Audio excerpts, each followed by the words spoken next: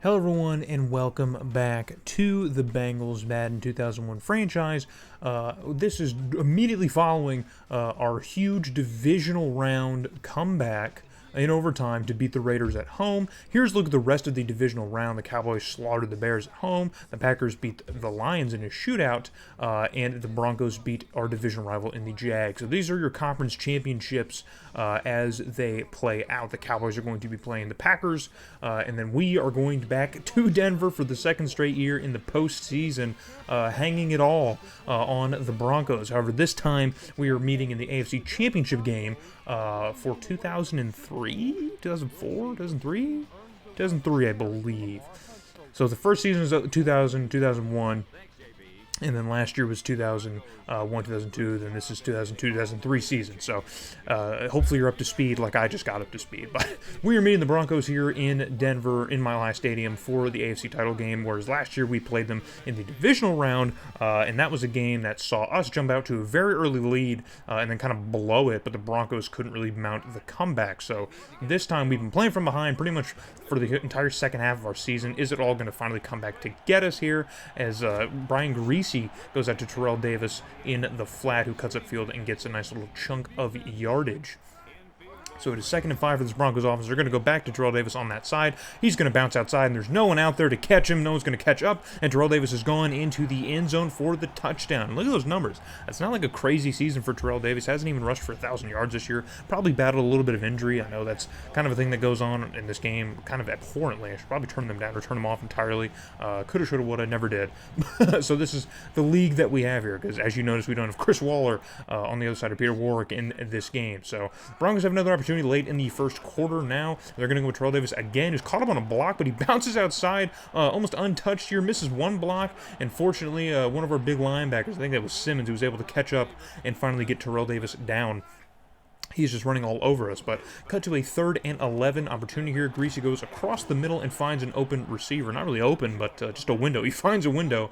He is a decent quarterback at this time, so he finds the window here and completes it, but that's not enough for the first down. But that is enough for the first quarter.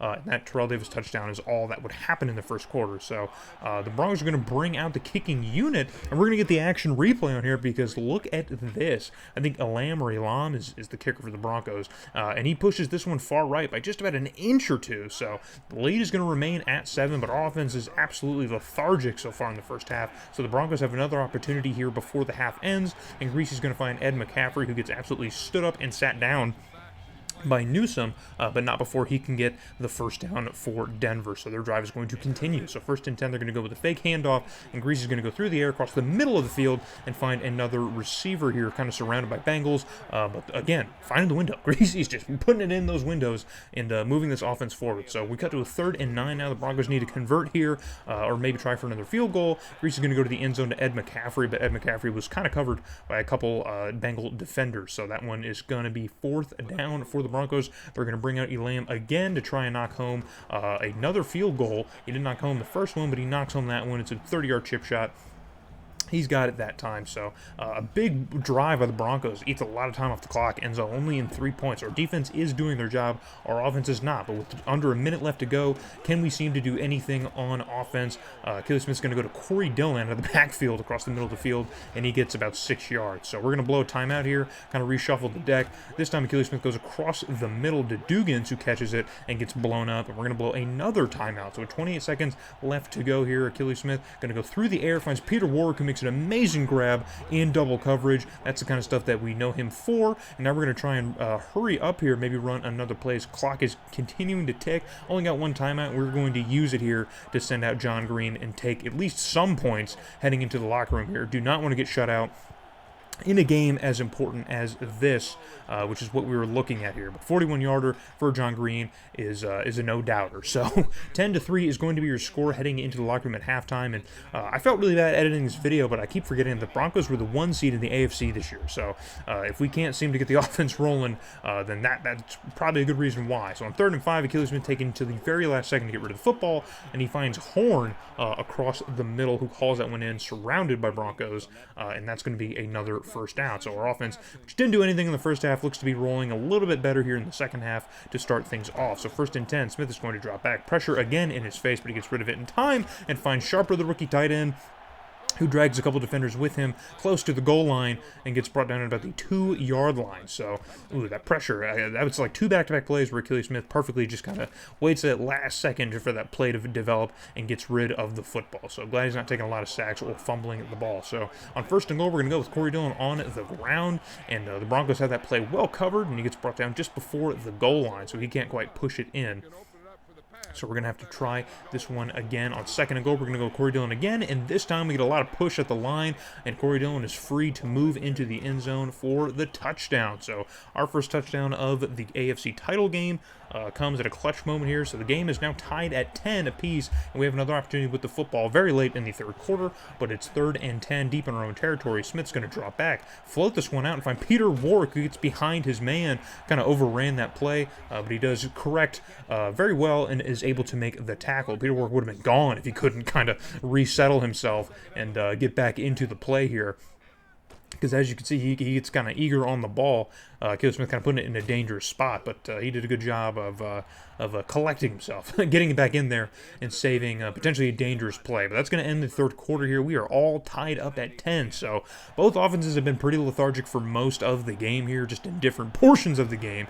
And so now to start off the 4th quarter, we have another 3rd down on our offense here, and Achilles Smith tries to go to Horn on the right side. It was wide open, and they cannot connect. So we're going to bring out John Green for a very, very long field goal on 4th and 10, basically kicking this almost from the logo, and John Green sends this one on a liner, and it looks like he might have missed it right. I mean, he might have had enough leg, but I couldn't tell if he went under or if he just missed it left or right. So either way, it's not good. So the game's going to remain tied at 10, and now the Broncos are moving the other way, and they already have a fresh set of downs thanks to that first down across the middle. So we cut to a 2nd and 10 now for the Broncos, and pressure gets to Greasy immediately, but he somehow gets rid of the football to an open Bronco receiver, again surrounded by Bengals. I don't know how. He just keeps getting it to that tight end, and I think his name is Ross. He's got no picture, so he might be a rookie from last year, perhaps, or rookie in the first year of the game. I don't know.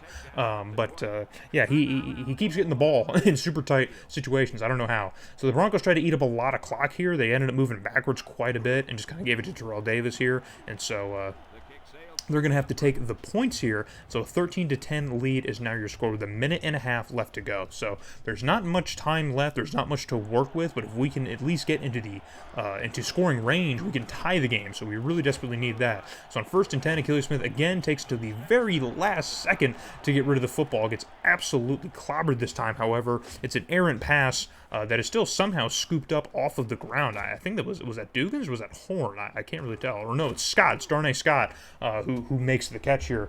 I mean, doesn't really do much with it once he gets it, because I think he is technically our 2nd best receiver on the roster right now, so he's not really been all that involved, I think, just because of how we're using him in our sets, but he does make a catch there. So on 2nd and 2, we're going to run hurry up here, and that one is going to be thrown into a contested situation and not be completed. So on 3rd and 2 here, in shotgun formation here, we got to get these 2 yards, man. We just got to move 2 yards, just keep the game alive. And again, Achilles Smith is throwing it into people's backs. Try to get the one to Horn, and Horn could not get the ball. So 4th and 2, we're going to keep the offense on the field with a minute left to go. We're putting the entire season on this one play.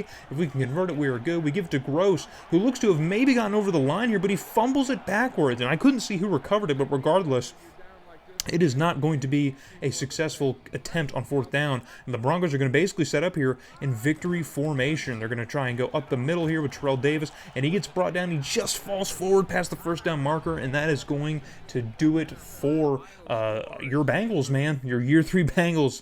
We come up short here in the AFC title game against the Broncos. Got our first playoff win, barely got that, probably didn't deserve to have it, and the Broncos kind of even the score. Not really, because they took the lead and they won.